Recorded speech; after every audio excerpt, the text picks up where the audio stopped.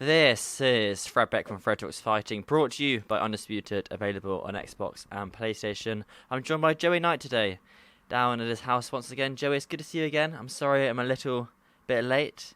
My alarm didn't go off, so I was about half an hour or 40 minutes late. But anyway, it's good to see you. You've got a fight date finally, after a long time.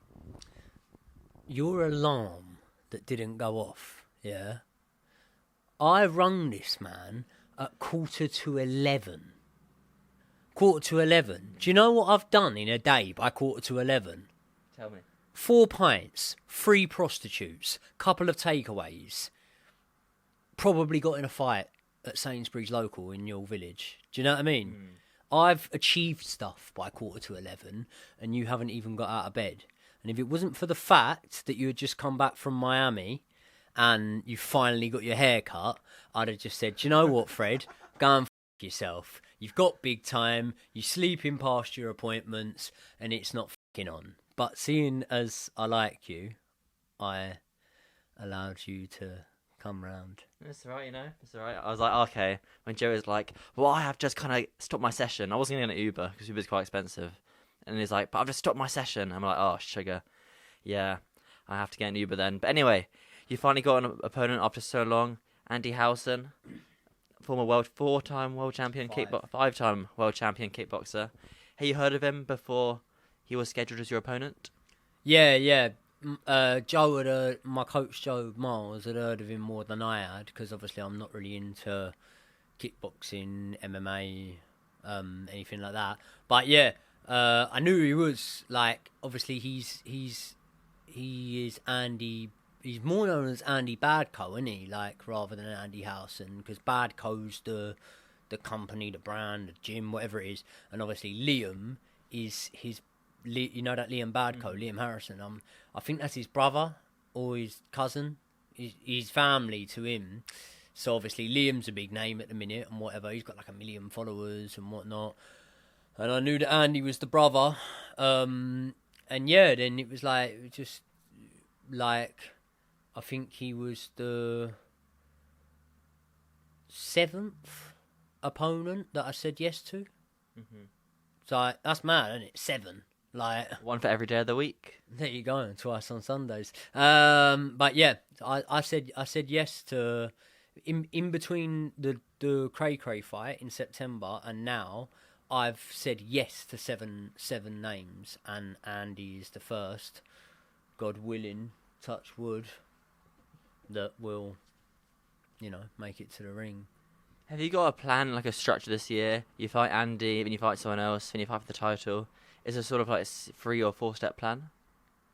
Mams has got a plan for me, yeah. Mams knows who I'm fighting after this, or he's lined it up.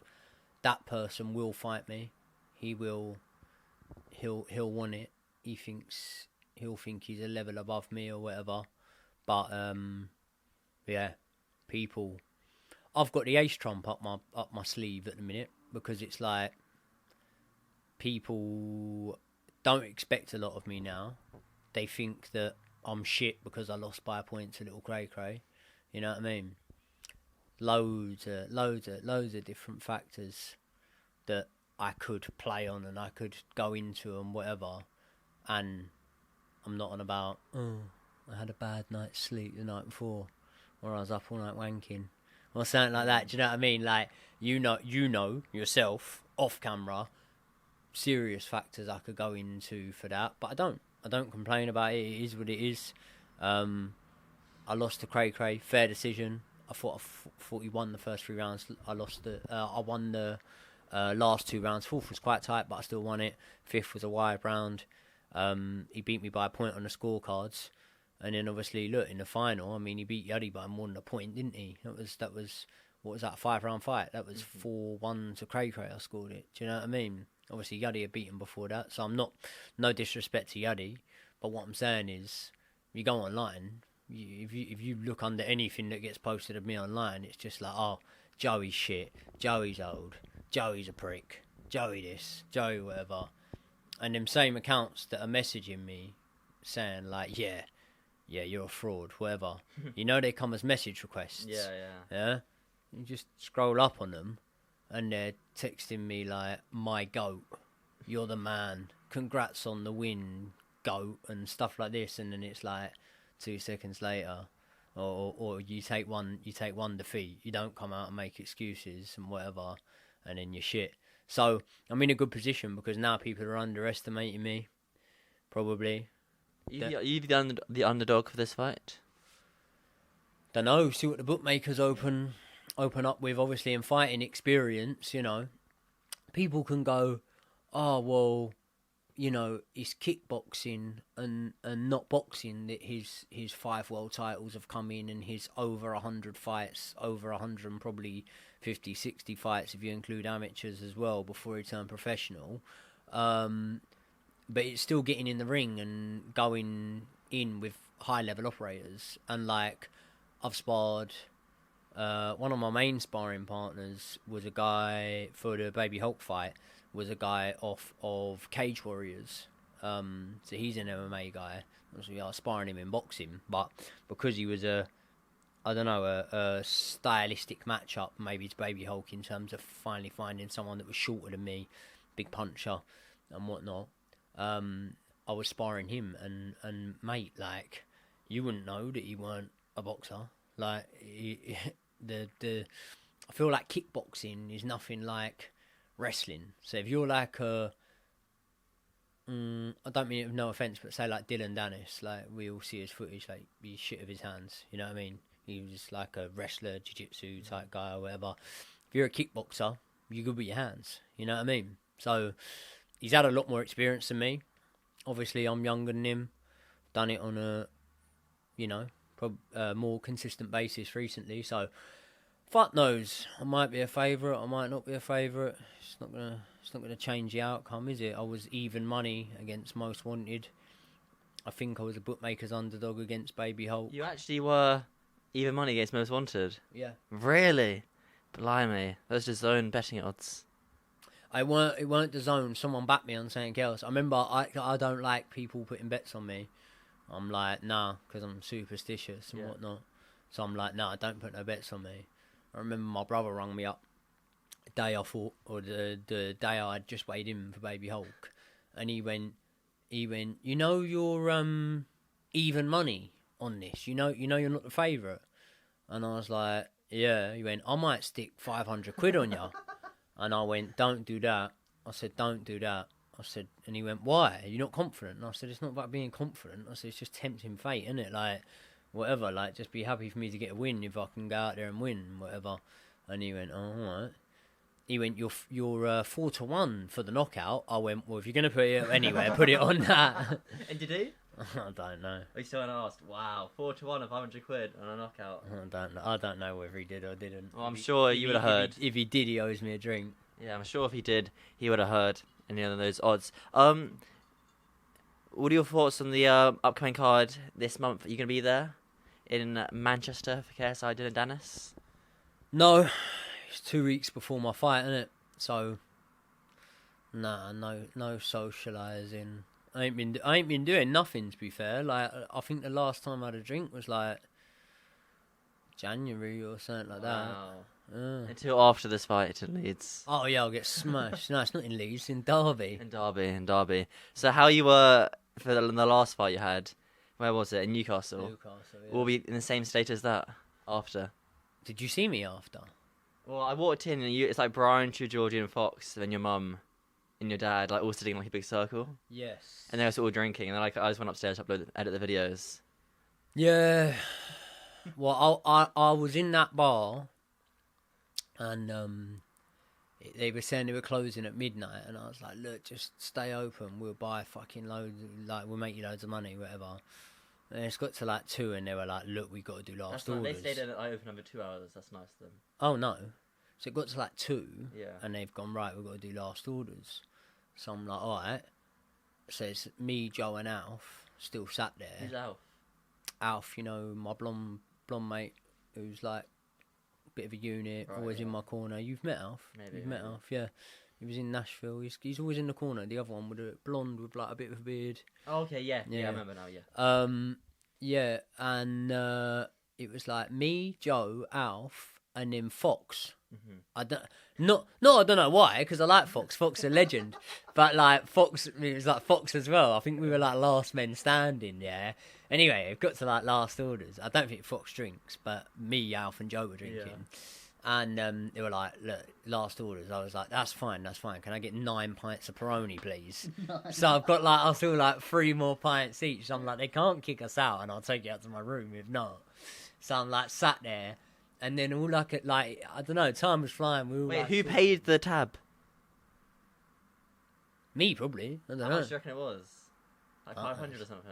No. 9 pints of Peroni, that's what, £8 each? No, it's Newcastle, isn't it? So it's cheaper cheaper, up there. yeah. Probably like £6 a pint or something. Okay, But yeah, I don't know. We were paying as we go. But yeah, I just heard like cutlery and stuff and whatever. And I see, because the thing where we were drinking, the bar was by where the breakfast was, isn't it? And I've like looked round and I'm sort of looking. And I'm like, and people walking downstairs for breakfast. And I'm like, Fred, what's going on? It was getting light. Light. And they come over and we've like sunk these drinks. They come over and he went, mate. He went, it's 5:15. We're setting up for breakfast. Like you gotta go. Like whatever. And I was like, all right. So yeah, it was like. And what time did you check out your hotel? Did you have to extend your checkout time? No. I stayed up there a bit. Oh, you carried on. You stayed up the whole night? No, I stayed up in Newcastle for a bit. Oh, okay. Wow, I can't wait for the art party for this one. That is the annoying thing, is having to upload all the videos. Occasionally you do get out a little bit earlier. But no, sounds pretty good indeed. Prediction for KSI and Dillon Danis? Don't know. They could smother each other's work, couldn't they? They could spoil each other.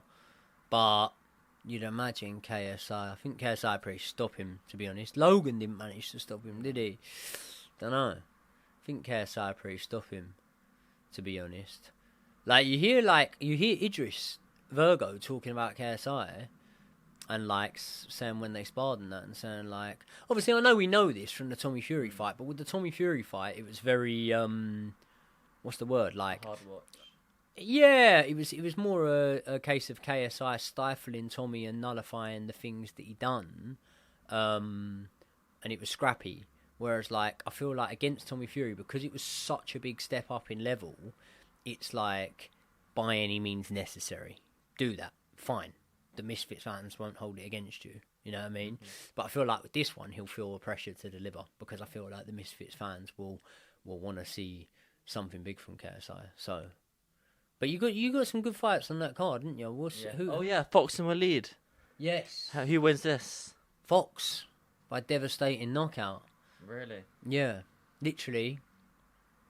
You know, like Walker's crisps. Mm-hmm. Like, you know, to break a Walker's crisp. That's the equivalent of Walid's chin. Right. Yeah, I'd say he's got a glass jaw, but glass is way harder to break. His would be like his is like the texture of chewing into a crisp. Right. Like that's how bad Walid Sharks' jaw is. He can't take a punch. So what round, if you think Fox is going to knock him out, what round do you reckon it will happen? First, probably, unless wow. he might go cray style and go on his toes completely, and fight in a different style and try and draw from that amateur pedigree, knowing that Fox has only had 5-6 fights in total. And let's be honest, you can't count Nashville, can you? Evil Hero, you can't count that. So he's had 3-4 amateurs. You obviously the devastating knockout over Small Spartan J, and then he had one out in Dubai. So you can count all of them. The Dubai one was good. That was a good like 4 rounds, and then Fox stopped him in the last round. There you go. So that was a good experience for him. But no, Fox and Walid is probably the fight I'm most excited for. Really? For that card. Yeah. That's like a real 50-50 fight. Pick 'em for the fans perspective. And 2 big punches as well. You can both punch and put the guys down. Who I'm excited. Oh, my old mate, the Argentinian King. He's back on. Yeah. Against Jay. Prediction for this one? I don't know. Is it pick 'em 50-50? Don't know really. Obviously, look, fucking, I'm from London. Jay's from London. Do you know what I mean? I like Jay. Jay's cool, man. But I also want the Argentinian King to win for selfish reasons. Do you know what I mean? Like, if Jay wins, I ain't really looking to fight Jay. I don't think that it's a fair fight between me and him when it comes to like the weight disparity and whatnot. I'm pretty much the biggest lightweight, and obviously Yuddy's the same height as me, but Yuddy ain't got the build of me. Like, if you look at me body wise, Yuddy ain't got the same build as me. But apart from that, I'm pretty much the biggest lightweight. I'm an inch or two taller than the Argentinian King, but he's quite a big lightweight as well. But if there was a 1-2-5 division, then you would see the likes of Jay, Baby Hulk, Cray, Dean would go 1-2-5, because even when he's at 1-3-5, you can still see a little bit of flab around the belly, which is weird. So yeah, I think all these guys would like to box in a lower weight division. So it's more interest wise. Like, to be honest, win, lose or draw, I want to fight the Argentinian King. I'd rather do this fight and then fight the Argentinian King. I think that whoever match makes, I don't know who it is. Like, I don't know if it's specifically down to Mams or whatever, but you got to remember the roots of Misfits. Do you know what I mean? And the roots of Misfits is eyeballs, attention, drama, beef, stuff like that. And so far on Misfits, I've just been like, you could say, oh well, you should try and force it, you should try and sell it, but I ain't gonna be fake. Like, I don't sell my soul for no one. Do you know what I mean? So if you look at my opponents, Most Wanted, yeah, he was a Twitter troll, but he never tweeted nothing bad about me. He never said a bad word about me. He was always nice to me. The only thing he did say to me is, remember we done that interview in the nightclub, like the open workout, and he went, yeah, like, look, I don't think you can punch. Oh yeah. And I just remember, when he said that, thinking like, okay, we'll see. Like, if there's one thing I can do, it's punch. But yeah, Most Wanted, me and him never had no back and forth. I respected him, still respect him. Baby Hulk, the exact same. Really, really lovely fella. Like, really nice bloke. Got nothing but good to say about him. Cray had no back and forth with him. Like, got on well with Cray out in Nashville, because we boxed on the same card, and then had no back and forth with him. Had no beef with him. So. And look, maybe House gonna rock up, and maybe House gonna start ripping me to pieces and slagging me off and whatever.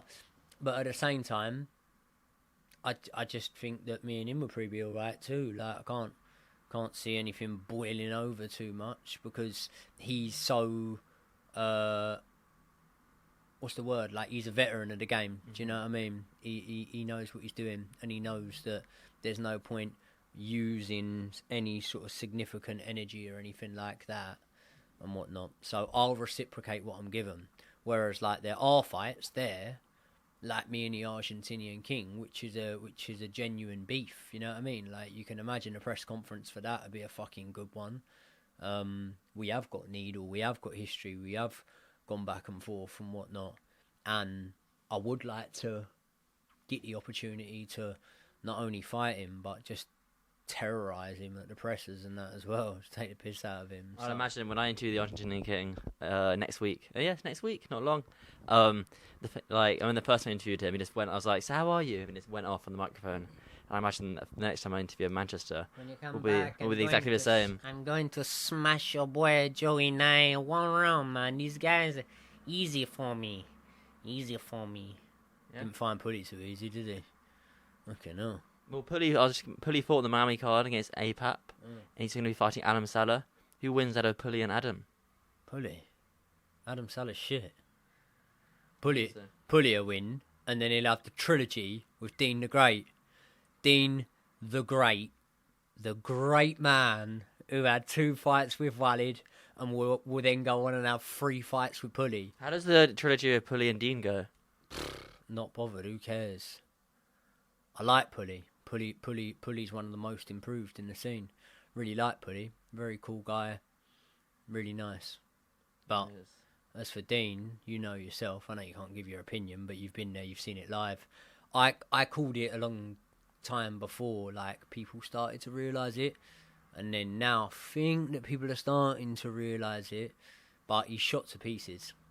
I don't feel bad for him because I think he's a cock, and I don't like him. But at the same time, I can sympathise with him. Like, his body's broke down on him. I think he never really got over that shoulder surgery and whatnot. And he ain't got the... Yeah, he just ain't got it no more. I mean, what's he really done? What's he done? Beaten Walid twice. And what level is Walid? We'll find out in next week. Will we find out though? Because if Walid, like the same way, if I beat Housen, I'm going to get no credit. Everyone would just go, "Oh yeah, he weren't a boxer though. He's a kickboxer, and he was older than you."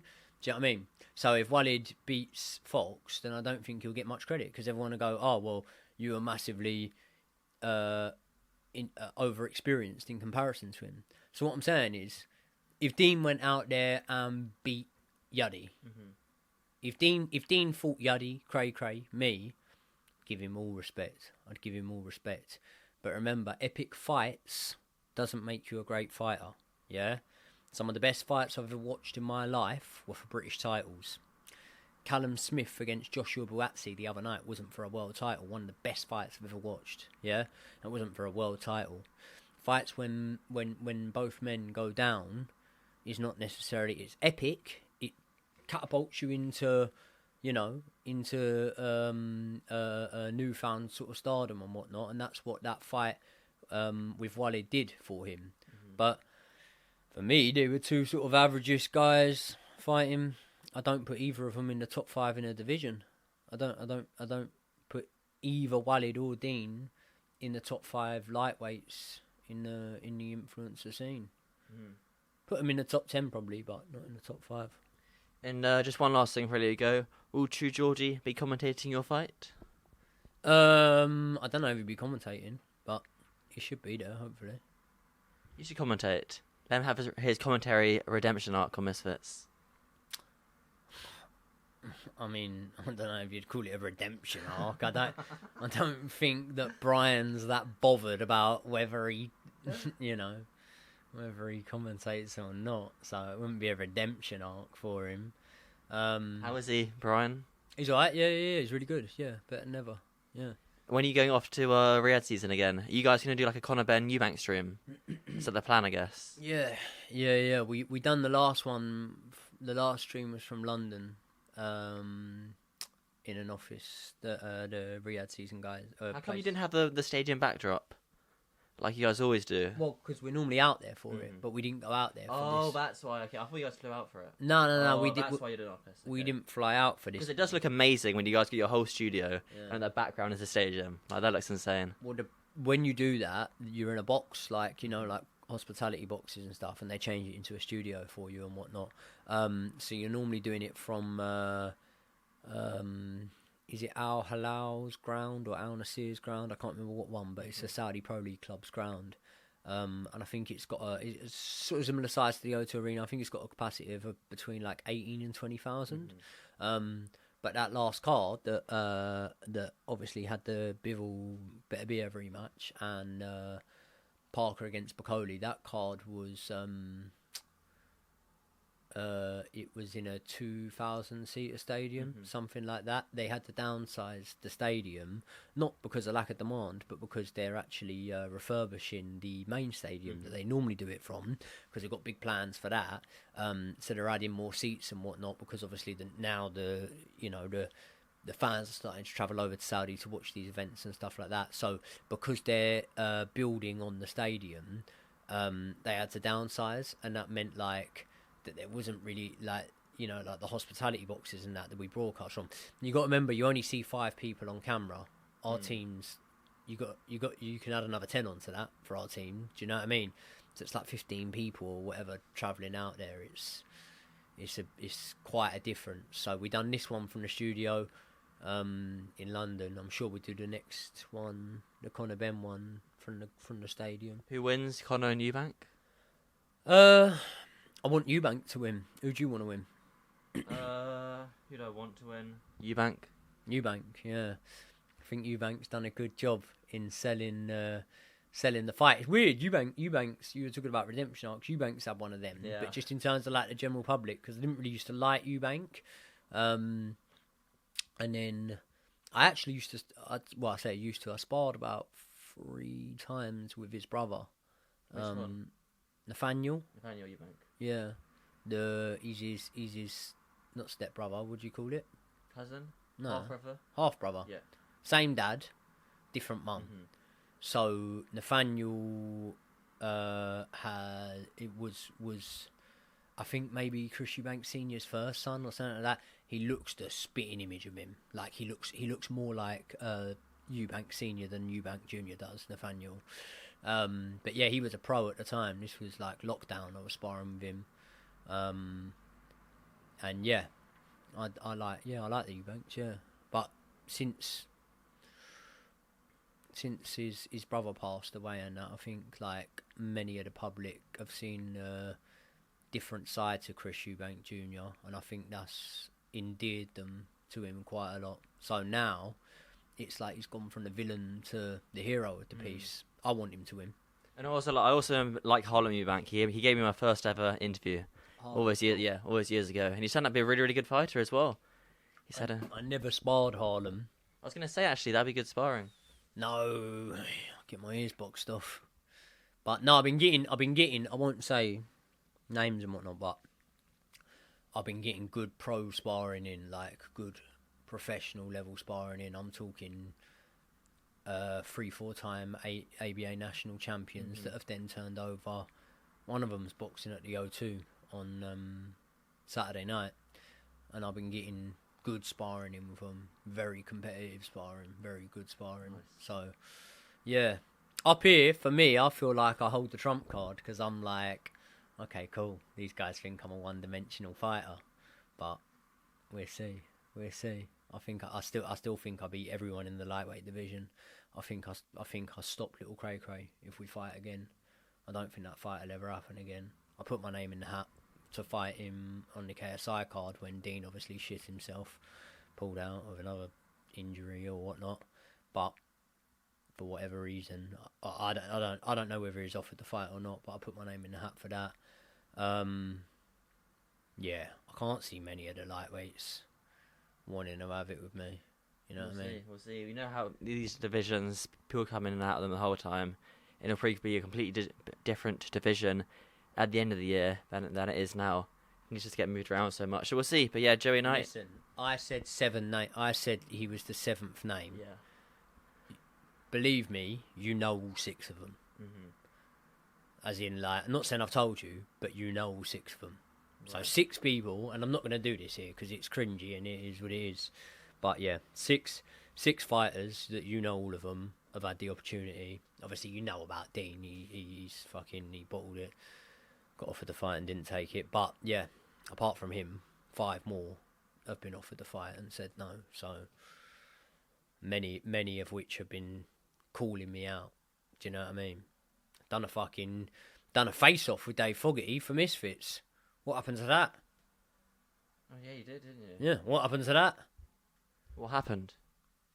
You tell me. I'm here. I'm ready. But that never happened. You know what I mean? Lot of call-outs from the Argentinian King. He's fighting Small Spartan J. Coming off the back of a loss to Geordie. I'm coming off the back of a loss to Cray Cray. Geordie and Cray Cray, for me, exact same sort of level, really, although Cray Cray bettered him in that last fight. But I'm not fighting Baby Hulk again. Do you know what I mean? I'm talking about 2 men. I'm not disrespecting Jay. I'm talking about 2 men that are coming off first round knockouts. So put the dots together yourself. You know what I mean? I'm not going to start accusing people of whatever. But yeah, it's been very, very hard to get me fights. So unless I get myself into a position where, fuck knows, they've got no opportunity but to fight me, I think it will continue to be hard to get myself fights. It's high risk, low reward, innit? If you beat me, then they go, oh yeah, Cray Cray beat him. But if you don't beat me, good chance you're getting... Good chance getting effing chinned. If you don't beat me, there's a good chance you're getting fucking chinned, didn't you? So... So we'll find out. We'll find out in Leeds. Well, Joey, next time I'll see you. We'll find out in Leeds. We'll find out in Derby. You need to wake up, mate. Your head's not on. We'll find out in Derby. Only they kept the same events, the same locations, but things get moved around. But yeah, I'll see you in Derby in fight week. It's my first time in Derby. It will be for me. Yeah, I don't think I've ever been to Derby. No. We'll find out what it's like. I've been to Nottingham. That's yeah. near Derby, isn't it? Yeah. Yeah, Nottingham's fun. Yeah. I mean, is Nottingham near Derby? I think it is. Nottingham's very far up north. Yeah. It's like an hour and a half from Manchester. Yeah. I've been there. I ain't been Derby. I was looking forward to it being Leeds because Leeds was good fun. I like Leeds. And obviously he's a Leeds boy, Leeds fan and whatnot. Chelsea and Leeds don't like each other. So I kind of thought like, cool, I'm going to be walking into enemy territory, hostile environment. And I still will be because it's it's an hour and 20 minutes on the train from King's Cross, but it's like a 3-hour drive for my fans to go, whereas for his it's a 1-hour drive. So. You got a lot of fans coming over to support? Don't know, fuck knows. This is the thing, Fred. If you put me, I don't know, bruv. I don't know. I don't want to tell people what to do and how to do their jobs, but it'll be better to have you in London. Put me on against the Argentinian King in London, and I guarantee you I'll sell 500 tickets. There you go. But those 500 tickets, you can sell them in London. People don't mind when they just got to get a train to come and watch you. If you put me on in Leeds, if you put me on in Nashville, Newcastle, Joey Knight and Nashville is a mad combination. Yeah, it's gonna be hard, and I still respect it. Listen, huge love for putting me on everywhere they have. Bite the hand off, like for the chance to box anywhere. But it would be nice to fight in London because I think I could sell 400 or 500 tickets for that easy. We'll find out. I'm sure I'll fight in London later this year. But yeah, Joey, as always, thank you very much. Cheers, mate.